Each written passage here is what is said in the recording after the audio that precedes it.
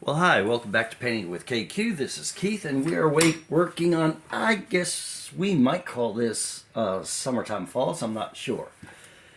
So, what we have is a couple of rock type islands. We have water in here.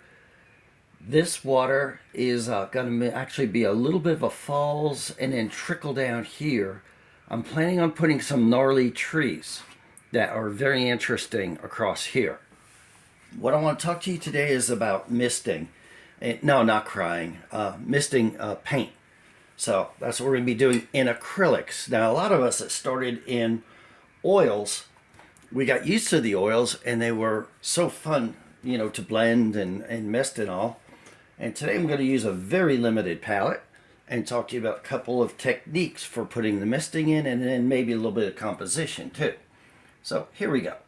So I'm taking just a little bit of a mix of the two different kinds of white. I have a titanium white and a thin white. I'm mixing them on my brush and I'm going to check how much I have in there. That's perfect. That's the way I check that. It won't hurt you a bit.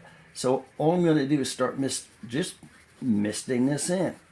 And I'm coming across. Now, what this is going to do, besides add more interest back here, like hanging in the air like that, isn't that cool? So besides that, what this is going to do, it's going to push all this back. These are our focal points here. Of course, we have some sun back here, so that's going to bring the eye in. I'm not really worried too much about that at this point. I'm just looking for the effects that are going to make this all work. So I'm going to mist over all of this in varying degrees. And as it pushes this back, as it doles it down a little bit, whenever I put any detail in here, it's going to jump. And I get a lot of questions first about getting the atmosphere into the pictures that we do. And the other one is getting all the detailing in there. I started this, interestingly enough, with strictly colonial blue and white, and I did the background.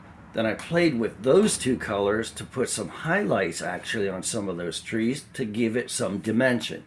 The more you do back here, the more interest you'll have. And I just wanted this to look like it was actually living, breathing, and growing underneath that sunlight. So I think we achieved that. Then I started with some sienna, some tan, the browns, and I just put those in. Just darkened it with a little bit of painter's gray and that type of thing. Then we have this, the water's in here, and I'm just trying to, every once in a while, put some mist in. So it's dark, light, dark, light. When you add those dynamics, you get more depth in your background. And that's what we're starting to see right here, right now. The more white I put in here, the more it looks like the sun is hitting the mist or dispelling the mist and that kind of thing. So up in these trees, what I'm doing now is to enhance the sunlight. Check my paint. I'm going around the highlighted leaves. And the way you do this, if the sun's behind here, the highlights are going to be on the outside. There's many ways of doing that. You can do the dark first, which I did in this particular case. And many people like to put, and I've done it too, put the light in first and then the dark, because it's a lot easier putting the dark over the light rather than the light over the dark and get good coverage. So that's just the way I did that. And I'm just right now putting more mist in here to enhance that look of sunlight burning around the outside of all those leaves. Isn't that working nicely? Yep. Yep. So this is the filbert brush. I usually use a couple of these. I keep a couple handy, different types. And then a mixer one, in case I want to just, if I get a lot down or I just want to move a little bit, I have a dry, clean brush. The big deal when you're doing this is to get a brush, like this blender brush is very soft and pliable.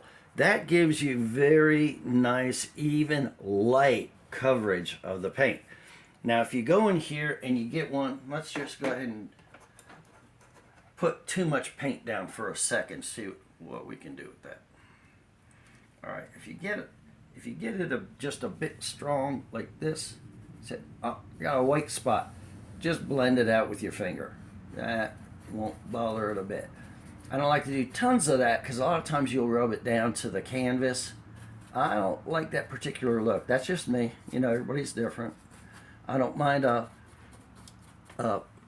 say a bit of the paintbrush, just, you know, one little hair from the brush on there. And that's, to me, that's kind of normal. It's not a problem.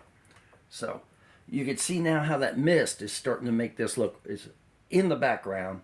And as we put the foreground items in, this is definitely now going to look more distanced. So the next thing that we're going to do in talking about composition, this is going to be a tree across here fallen. I think that would be interesting. I'm going to show the root ball here, something a little different. I've done that before. I like it. And the tree will be just across here, and there'll be a trickle coming over from this body of water. This one will work on having it come down across the front of this rock like this and here, but I want it coming over some roots from a tree here. I think that would be very interesting to have a tree that's kind of fallen this way. And we'll put a tree up in here, gnarly, bent over, lots of interest there. And I think what we'll do in the water here to bring your eye back and in is start with some items you can see under the water, and the sun may be illuminating those. Then we'll put reflections in here as well over it, superimposed over this here, and that will give us even more dimension from the sun giving us shadows here over this as well. We'll do the same thing on this side. Then, in looking at our composition, just so you can understand my thinking on putting something like this together, if this looks like it needs a little more activity, then we'll put a tree that's, you know, angled down or angled like this or broken off, and that'll give us the point of interest. So that's my kind of plan B. We could also add some rocks in here if we wanted to, because you can see this shoreline's being illuminated by the sun a little bit. So anyway, I hope that helps you with acrylic painting mist when you have a busy kind of a background. It's pretty straightforward. If you practice it, there's no problem at all. And don't forget your tester. So have fun with it. I appreciate you being here with Painting with KQ. And don't forget to hit like and subscribe. They'll let you know when these types of things get done, as well as some pictures. We appreciate every one of you. So thanks for being here with Painting with KQ, and have an incredible day. Oh, by the way, you can tell I'm not in the shop today. I had to take the show on the road. One of my family members, older, 89 years old, needed someone to be with him, and I said, you know what, I'll just take my painting show down there. So I'm down here in southwest Arkansas, and I'm glad you traveled down here with me. Have an incredible day.